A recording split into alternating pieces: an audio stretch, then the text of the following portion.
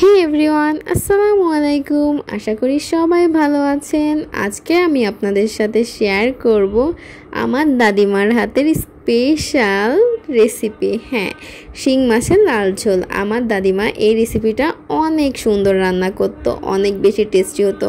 তো আমি ওর ট্রাই করছি আজকে আপনাদের সাথে সেই রেসিপিটাই শেয়ার করতে। তো প্রথমেই আমি শিং মাছ কেটে নিয়েছি, তারপর নুন, হলুদ আর মরিচের গুঁড়া মাখিয়ে ভেজে নিচ্ছি।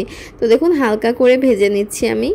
শিং মাছ কিন্তু খুবই উপকারী, ভিটামিনে ভরপুর। আর শিং মাছ খেলে কিন্তু আমাদের চোখের জ্যোতি বাড়ে, প্লাস স্কিনও অনেক বেশি ভালো হয়। প্লাস শিং মাছ খেলে কিন্তু শরীরে অনেক রক্ত হয়। অনেকেরই আছে কিন্তু হিমোগ্লোবিন কম থাকে, তো আপনারা কিন্তু শিং মাছ খেতে পারেন। এটা খুবই সুস্বাদু, প্লাস অনেক বেশি স্বাস্থ্যকর।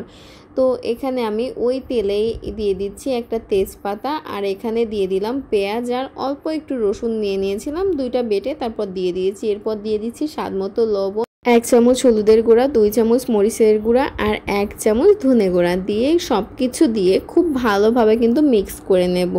দেখুন, খুব ভালোভাবে মিক্স করে নিচ্ছি।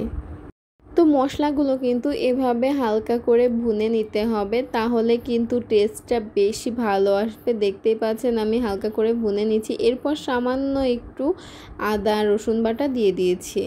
তো দেখুন, তারপর আবার খুব ভালোভাবে মিক্স করে নিচ্ছি। এরপরে আমি দিয়ে দেব সামান্য একটু ডালচিনিটা দেওয়ার ট্রাই করবেন। এটা দিলে কিন্তু অনেক ভালো আসে।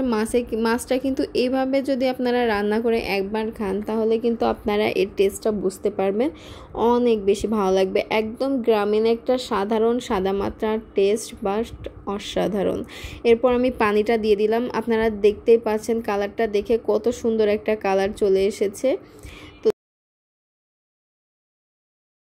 এরপর মাছগুলো দিয়ে কিছু সময় ঢাকনা দিয়ে জাল করে নিলে আমাদের শিং মাছের তরকারি কিন্তু একদম রেডি। শিং মাছের লাল লাল ঝোল ভাত দিয়ে খেতে যেমন টেস্টি, তেমন স্বাস্থ্যকর। আর এটা কিন্তু একদম গ্রামের সাদা মাটা রান্না, বাট অসাধারণ খেতে। তো দেখতেই পাচ্ছেন মাছগুলো রান্না একদম রেডি প্রায়। তো আমি এরপরে কিন্তু লাস্টে সামান্য পরিমাণ জিরা গুঁড়া দিয়ে দেব। তো গরম মশলা গুঁড়াটা দিয়ে তারপর নামিয়ে নেব। তো দেখতে পাচ্ছেন কালারটা কতটা সুন্দর এসেছে, জিরাটা দেওয়া হয়ে গেছে। এরপর নামিয়ে নিচ্ছি আমি। মাছটা খুবই দুর্দান্ত খেতে হয়েছে। তো আমার রান্না একদমই রেডি। আশা করি আজকের এই রেসিপিটা আপনাদের অনেক ভালো লেগেছে। একদম গ্রামীণ একটা রেসিপি, খুবই সিম্পল। ভিডিও ভালো লাগলে প্লিজ একটা লাইক করবেন, কমেন্ট করবেন, আর সাবস্ক্রাইব না করা থাকলে অবশ্যই সাবস্ক্রাইব করে পাশে থাকা বেল আইকনটি অন করে দেবেন।